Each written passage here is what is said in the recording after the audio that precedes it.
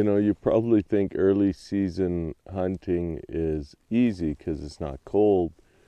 Well, you still need a puppy for sure, because it does get a chill through the night in the mountains. But the heat is difficult to manage for as well. You get a lot, you're losing a lot more water through sweat through the day. The sun beats you down, it makes for long days. Animals bed long. So,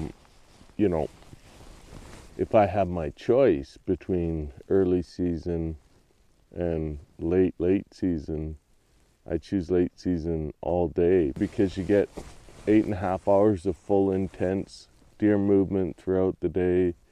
It's cold. As long as you bundle up, you can have a fire.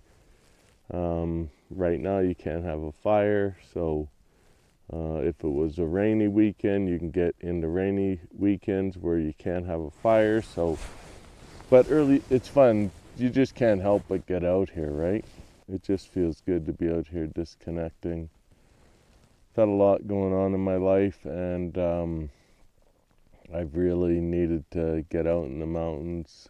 It was kind of nice to spend a little time with Jesse out here, and nice to have a solo chunk of time out here too to reflect. The funny thing about mule deer in the mountains, it sometimes feel like they're sitting there over your shoulder when you're planning these hunts on Onyx, and they just position themselves 2 ridges further away. It's kind of comical. If you're hunting early season, you're going to probably be dealing with smoke.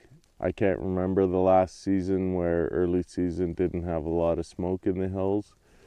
That kind of means you have to modify your plans, your glassing distances become shorter, and it can also be a consideration if you don't have good lungs, because you can definitely feel the difference. Like, I could feel it a couple times when the smoke set in. It's set in pretty good right now, where I was hiking hard, where I could definitely feel it sort of putting a blanket on my lungs. Feels like every basin I go in and look is gonna have deer, and then most of them don't, and it's kind of this humbling process where it kind of starts breaking you down, but you have to be mentally tough to just sort of say, keep believing in the system. Just because that basin didn't have a deer in it yesterday doesn't mean it's not going to have deer move into it today. You just got to keep reminding yourself it's going to happen. With this haze around here, it is super important to be as stable as possible on your tripod.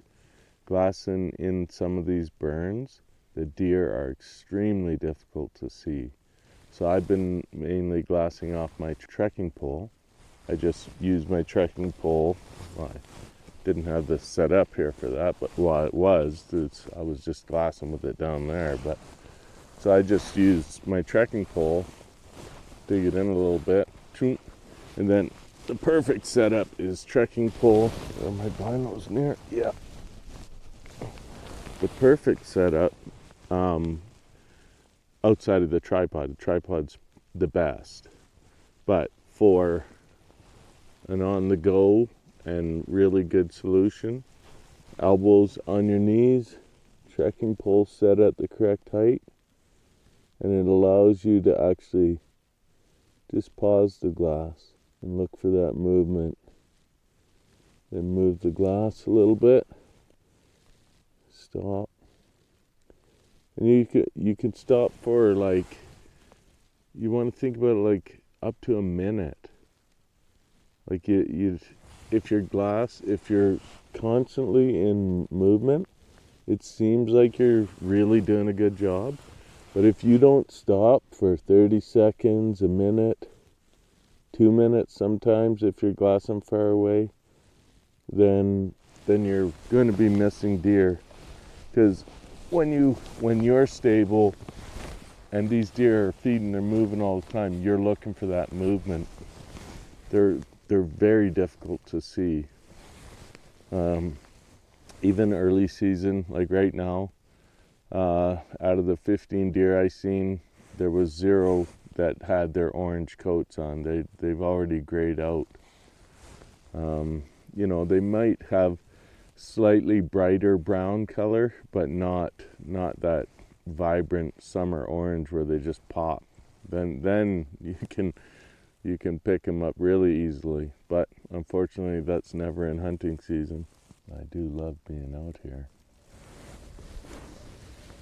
I mean, you really owe it to yourself, whether you're hunting or not, to get out into nature, really disconnect yourself. It can be lonely up here by yourself, and you know, you can be a little bit nervous about it, but it is kind of a learned skill. You do sort of settle into a groove where, you know, you function normally, you're able to sleep good. Always when you're out here solo, you got to be a little more careful. There's always that overlying threat that you are out here alone. And sure, I've got satellite communication. I can SOS if I have a broken leg or something. But you are functioning a little more carefully generally. There's still risk involved in being out here alone, for sure. There's risk when you're out here with a friend, but you know, that's certainly increased when you're out here alone. But there's something you get out of being out here alone that you can't get any other way. Sure, you can be out with your family, a buddy, and experiencing things that's super magical. But there's something quietly powerful about being out here alone. Like, I really get a thrill out of the fact that I can come out here alone and, you know, more than survive, I can thrive out here. I feel good, I can be productive, I've got my gear dialed in where I feel comfortable. Doesn't mean there's not tough times. There is tough times out here.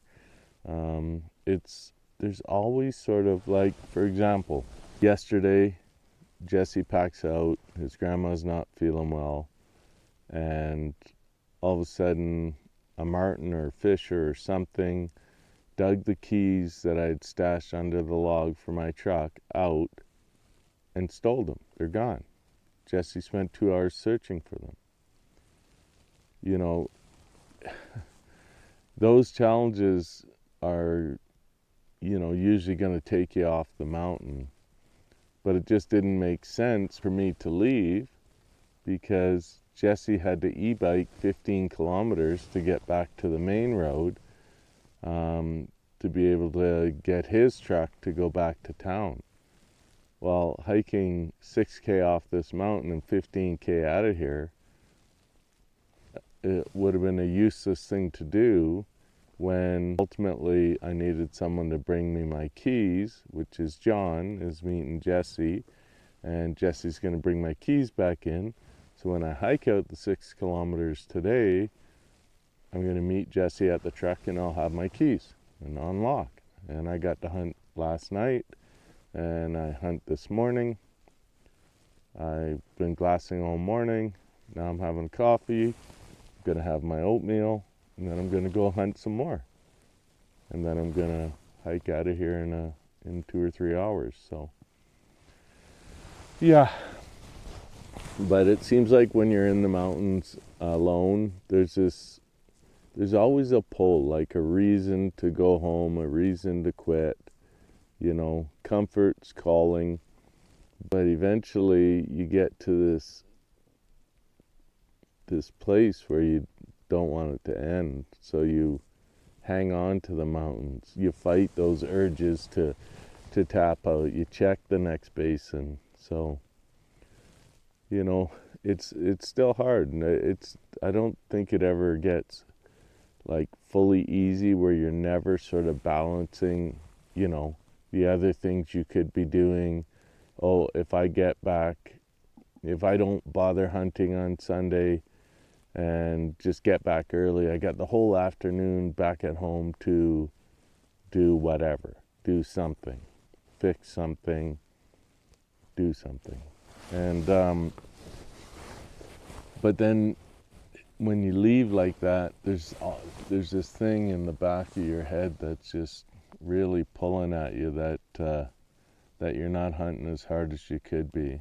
And I'm really trying to get to a level of being the best hunter I can be. So yeah, and like, if you go on Instagram, you go on, I'm guilty, everyone's guilty of, it's all the glory, right? But I'm trying to capture the other moments that this is about, It's the whole journey part of this thing, the whole sort of feeling like a frontiersman, or that you're an explorer, that's been in me since I was a kid. So it's nice now at 50 to be able to come out here and just, it's ultimate freedom. Honestly, it is. Once you're prepared and you got your stuff, you're out here, the world's your oyster. It's going to throw a lot at you, but that just goes with it. And with experience, you kind of get better at, dealing with the adversities that come along with mountain hunting. Because it's, like you come out of the city, it's 30 degrees Celsius, so you think you're going to be up here in t-shirts and shorts, and but no, the mountains already got that chill. Even in September here, the mountains got that morning chill.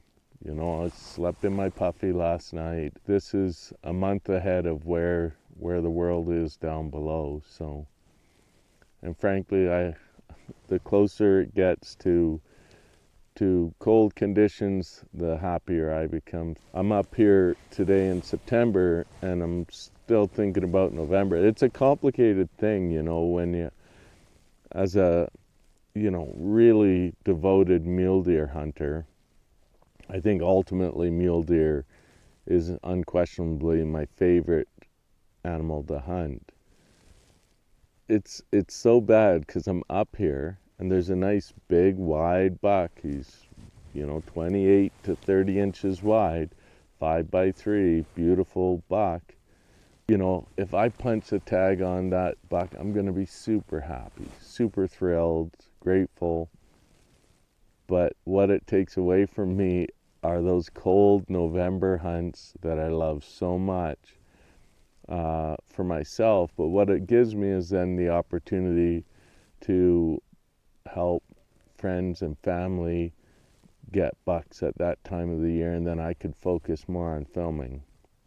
So unfortunately, I don't have a buck in my bag here at this point. Could happen still, but yeah, it's complicated because it's more than just the animal. It's the time of year that you get to hunt them, and what it's like to battle it out at minus 20 in the late season. And by punching your tag now, you personally won't get to experience that for that season. And as weird as that is, it's it